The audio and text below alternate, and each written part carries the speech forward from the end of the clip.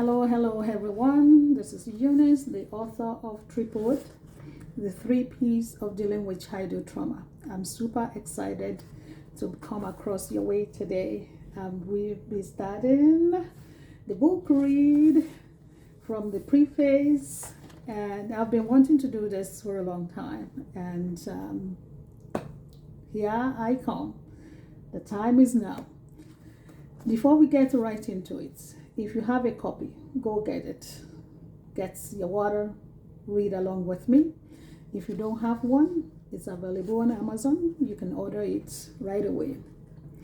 And I just want everyone to know that this book contains strategies that help me personally in my journey to recovery from a childhood abuse, a life of abuse. I'm so thankful that I'm alive to share my story. I'm thankful that I made it. And having said that, this book is not a replacement of professional help. If you need help, consult your counselor or therapist. Let's dive right in. The wildest place in the world is not the gold mines of South America or the oil fields of Iraq or Iran. They are not the diamond mines of South Africa or the banks of the world. The wealthiest place on the planet is just down the road. It is the cemetery. There lie buried companies that were never started, inventions that were never made, best-selling books that were never written, and masterpieces that were never painted. In the cemetery is buried the greatest treasure of untapped potential. That was a quote from Miles Monroe. Someone who drowns 7 feet of water is just as dead as someone who drowns in 20 feet of water. Stop comparing traumas. Stop belittling you or anyone else's trauma because it wasn't as bad as someone else's. This isn't a competition. We all deserve support and recovery. That was a quote from Andy Shaw, Mastering the Law of Attraction. Byron Listed had a ceiling on and off in the dead of the night. She tossed and turned all night, despite the mats that she had spread on the spring bed, hoping it would be somewhat comfortable. It wasn't anywhere near comfortable. It wasn't comfortable at all. It even squeaked every time she rolled over, waking her each time. Bayonle had been poor in elementary school. She had been poor in high school. And now she was poor in college. When would this end? As she tried fruitlessly to fall asleep, her mind flashed back at the day Ola had ejaculated on her when she was just 14, to how some of the adult males in her world would touch her inappropriately when she was barely 6. Some of the memories made her sick to her stomach. Why couldn't she banish these memories? Why were they always there in the darkest part of the night? As these thoughts swirled around in her mind, she again questioned why she was still alive. She had wished the end would come so many times, yet it never did. So why was she still here? Every night would be a repeat of this first night for Bayonle's first few weeks in the hostel she lived while in college. One of the incidents that flooded Bayonle's mind as she endured insomnia that night was her narrow escape from death when she was maybe 5 years old. Why didn't I die that day? She wondered. I should have. I wouldn't be battered by these miseries if I had died. I would have transitioned to a better place. Bayonle's first night in the hostel was miserable. She felt her father had sent her to college to disgrace her. Her tuition had not been paid, and there was no hope it would be paid anytime soon. She had no scholarship, no student loan. How can a parent send their child to college empty handed? This is nothing but a recipe for shame, she thought. This was Bayonle's experience, but she isn't alone in her journey. Let's consider these real life scenarios. Julian, a 15-year-old grade 10 student, was found lying face down on the floor in his room. When his parents asked his sister to go call him to come for dinner, she discovered him motionless on the floor. She screamed when he didn't wake up, despite how loud she yelled his name and how hard she shook his lifeless body. His parents rushed upstairs and called the emergency number, performed CPR. Unfortunately, Julian was long gone. The paramedics pronounced him dead upon their arrival. What a tragedy. It turned out he had experimented with illicit drugs with the hope it would boost his confidence as he suffered from low self-esteem. Julian had wanted to be an aeronautic engineer when he grew up. His dream was aborted. His flower faded in an untimely fashion. His parents won't see him graduate from high school or college. They wouldn't see him get married or meet their grandchildren. What a wasted destiny. Toyoni, a final year college student, when the unspeakable happened. She overdosed and died before her time. She had wanted to be a pediatrician. So she was a final year student when it happened. She was 24. Prudence was 27 when his life was cut short. He had started experimenting with booze in his early teens. He could not control his appetite for alcohol and suffered irreversible liver damage. Upon his death, multiple organs had shut down. He was an up-and-coming chef at the time. Now, I'm not suggesting that is the only consequence of substance misuse. The majority of users, though they live, do not make good, healthy choices. This is simply due to the effects drugs have on the brain. Some people can't function appropriately in society. Some inflict injuries on themselves and others.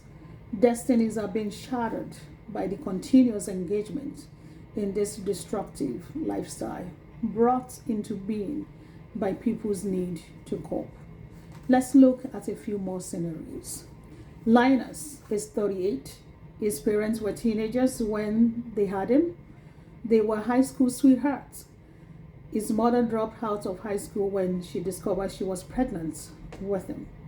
His father continued to pursue his dreams and ambition. Unfortunately, his parents broke up. No engagement, no wedding. A few years later, his parents went their separate ways without looking back. Linus' life turned upside down, and his relationship with his parents became nothing to write home about. No father figure in his life, no role model. So Linus turned to alcohol for comfort. He couldn't control his appetite for booze. People often find him passed out in hot places after a few shots of drink. At 38, he had no family, no education, no trade, and no job. Pat was an ambitious young girl growing up. She wanted to be a lawyer. Unfortunately, the trauma of her childhood robbed her of the prosperous life she had envisioned.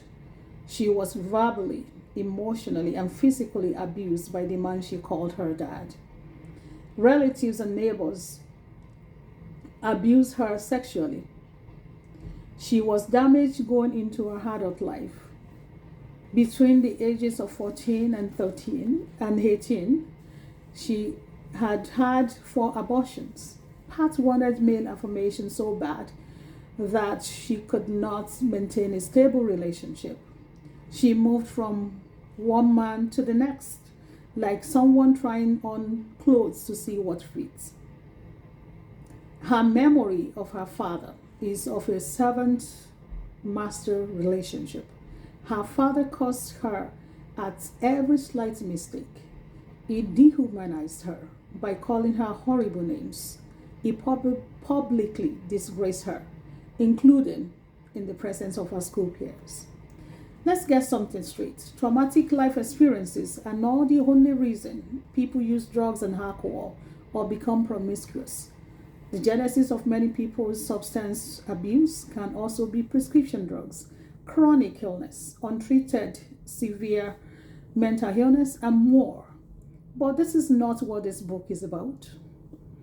Drug misuse and substance abuse is on the rise worldwide.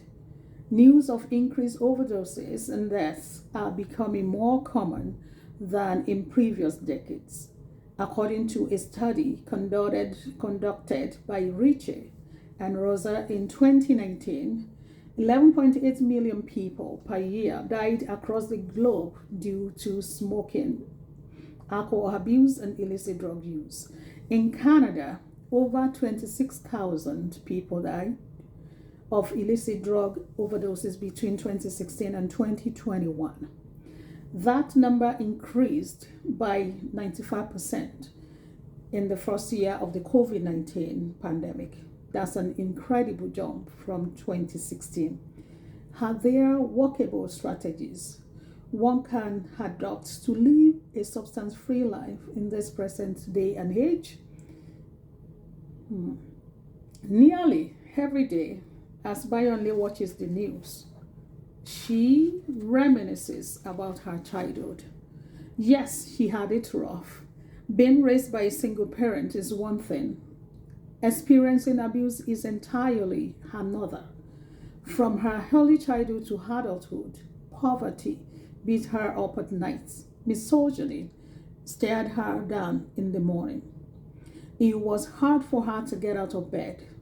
Depression became a shroud, pushing her into isolation as she hid deeper within herself, afraid of the rest of the world.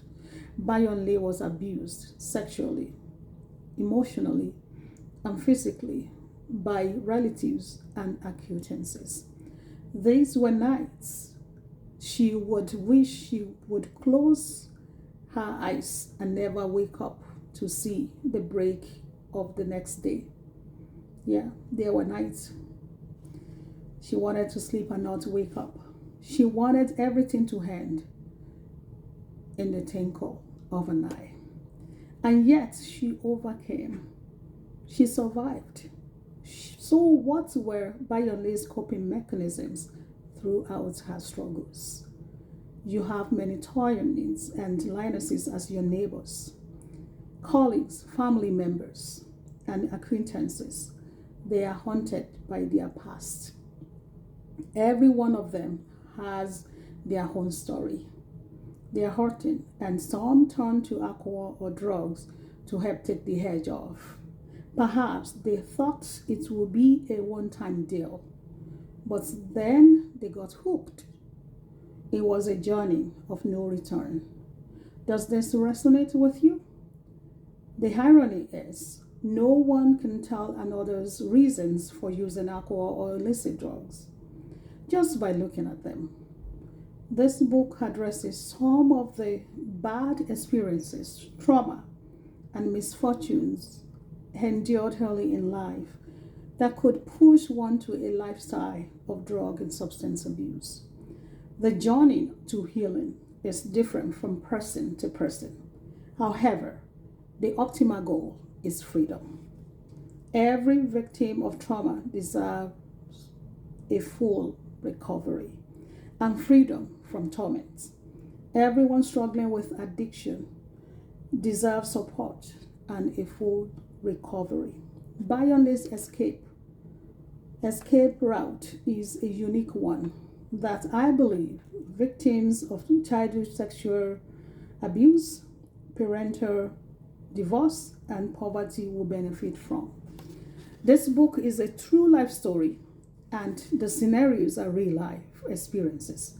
Some are from family, friends, or acquaintances. Some are from the news, but all are real. However, names and personal information have been modified to preserve anonymity. That's the end of the preface. I will see you next time when we go into part 1 of the book, and we read part of chapter 1.